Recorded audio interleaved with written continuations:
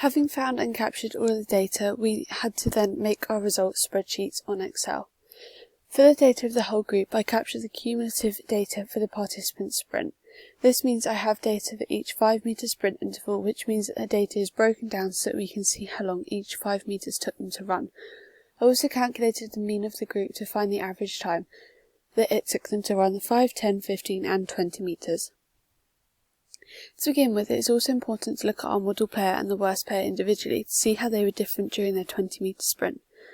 The data to the right is the data that I recorded for my worst player, and the data to the left represents my model, or good player.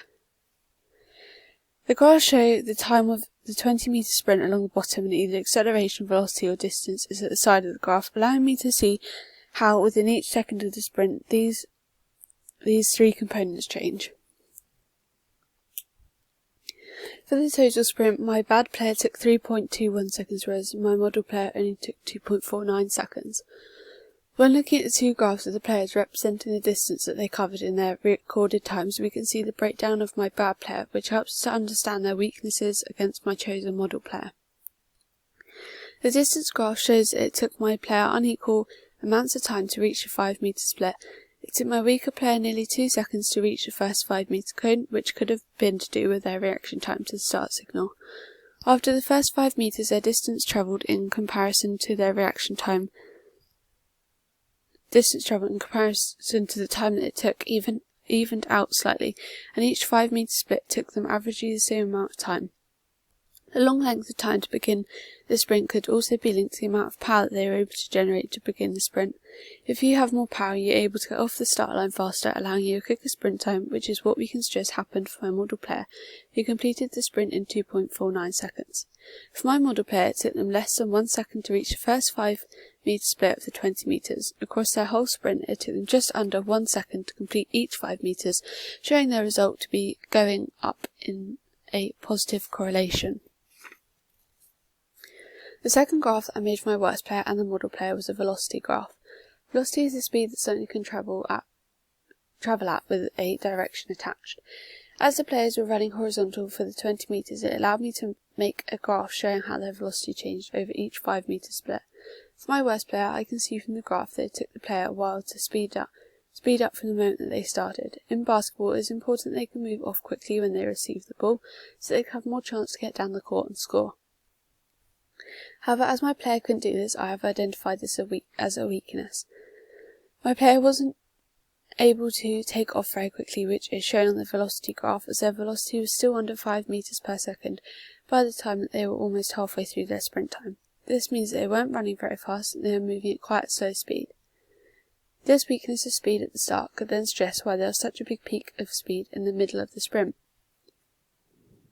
At this stage, my worst player had to make up for lost time at the start of the sprint by increasing their speed. This means that their velocity increased, which would have allowed them to cover more ground over the 20 metres.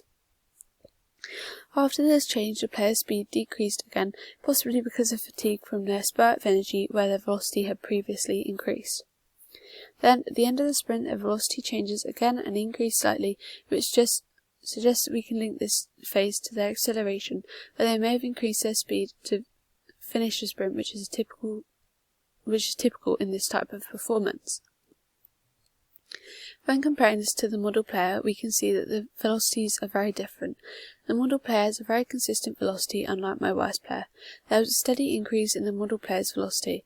They went from 0 metres per second to travelling at 6 metres per second, all within less than a second of their overall time.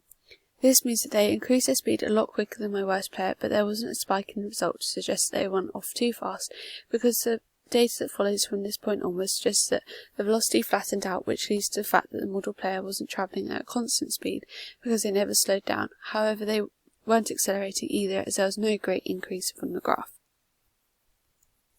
This is important in a game of basketball, because if you fluctuate your speed too much, you will fatigue quickly during the game. Ideally, this representation of the model player's sprint is what my worst player should be like, as this will help their performance level increase within a game of basketball. The last graph that I created to analyse was acceleration. My worst player's acceleration is very strong. is a very strong weakness for them, as you can see on the graph compared to the model player's result. My worst player started off their acceleration at a constant speed. However, they didn't increase their speed much, even at all, over the first 1 second of their run. As you can see on the graph, after 2 seconds of their sprint, they suddenly increased their acceleration and changed the pace that they were moving at. This is important to recognise, as we can suggest that they were trying to make up for the slow start. Having such a slow start to the sprint will really negatively affect their basketball performance. For example, if they have received the ball and begin to run down court to score, if they cannot get enough speed to accelerate away from the defenders to shoot, it is highly likely that they will miss their shot, and their shot will be blocked because the other team had time to react and prepare to defend. Ideally, in the future, we would want my worst player's results to look similar to the model player because of the spike in acceleration at the start of the sprint. This spike for the ideal or model player is an important ability to have in a basketball game because, like I said previously, it allows you to move off with the ball faster. Once my worst player had accelerated, they very quickly began to decelerate within a second of increasing their speed. We can suggest that this may be linked to their power. If they have a low level of this, they are fatigued much faster. This is another weakness to their performance which can be related to their basketball match. In performance, you need to be able to do interval sprints and then switch to endurance very quickly, so to tire within a second of increasing the acceleration suggests that this area may need to be worked and improved on in the future. The model player I have chosen to use isn't a perfect example in every way of the 20-metre sprint. For example, the graph of them also shows they do decelerate after their initial increase in acceleration. However, they do quickly pick this back up again at the end of the race. However, my worst player actually goes below 0 on their acceleration, which means that they completely lost speed and really decelerated, slowing all their movements down. This happened quite quickly too.